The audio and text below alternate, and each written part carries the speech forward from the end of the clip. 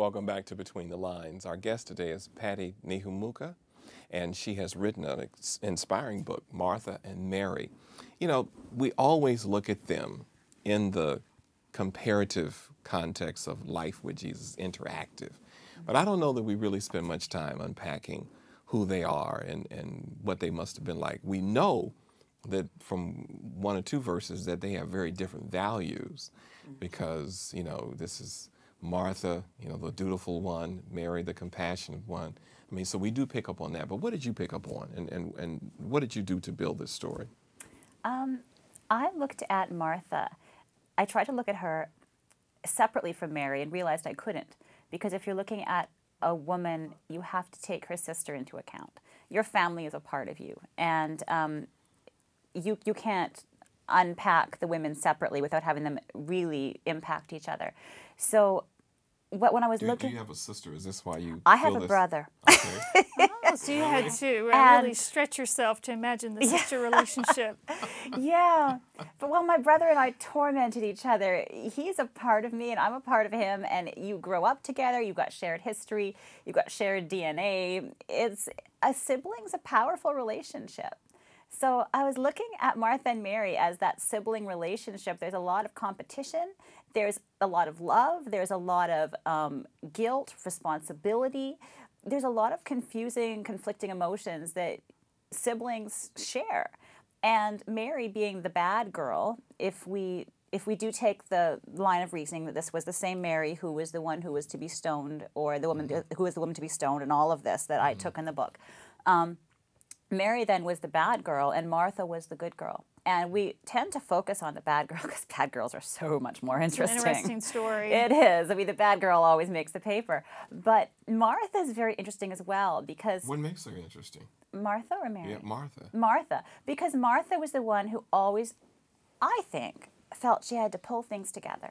She had to save things. She had to make things look good, keep up appearances. And I think a lot of us have that experience of keeping up appearances, making things look better than they are. And we're all guilty of it. Do you think that, I want to take a little stretch here, but do you think that Martha might have been a little control-centered?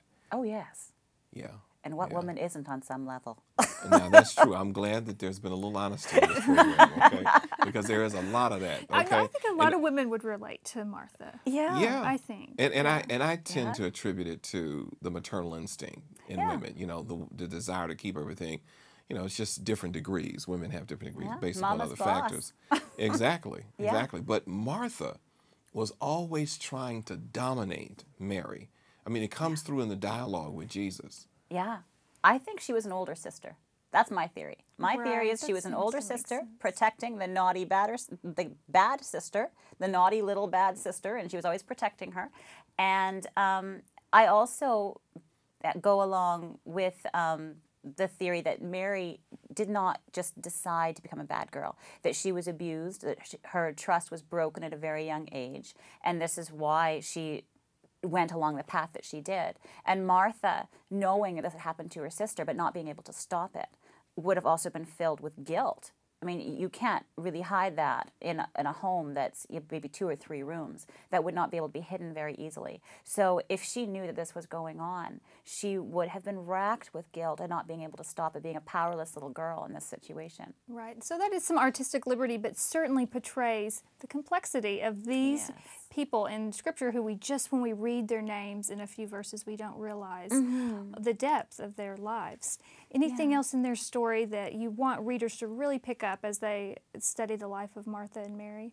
I think that, well, we are all very aware that Jesus reached out to the bad girls in society, and thank God that he did, because deep down we're all a little bit bad too, and we need that.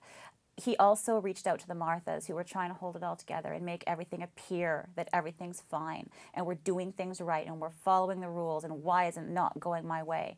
He also reaches out to those of us who try to do that, and he also heals the pain that goes underneath our control streaks and our frustration with why the world isn't giving us our just desserts. We think we really deserve a better life than we get. And I think that he reaches out to both sides of that. Right. Very Christ-centered, both of these stories. You know, one of the things I see in that statement that you just gave us is that in our desire to, we ultimately lose everything if it's not Christ-centered. Absolutely. So that humanistic objective of trying to control our own destiny, we really don't do well at that. I mean, we see it in our own lives and in history over and over again. And without Christ, who is the only one who can give us a determined end, Yes. then all that we're seeking for is lost. And that's really the difference between Martha and Mary, which is the reason why Jesus said Mary has chosen the better part. Yeah. You know, Because Christ gives flexibility. He does. He does. And he's accepting and also life-changing. You know, I think about what your situation may be like. I don't know you, but you know how you need Christ, and you know you need Christ to be in control of your life. Let him do it today, and he'll take you to a whole nother level.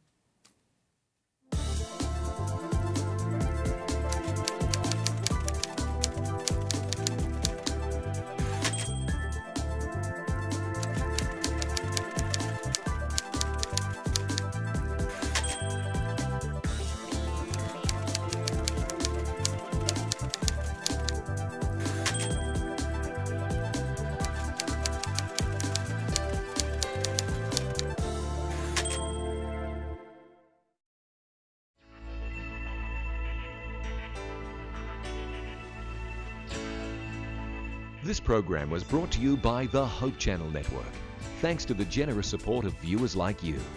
In the United States and Canada, call 1-888-4-HOPE-TV.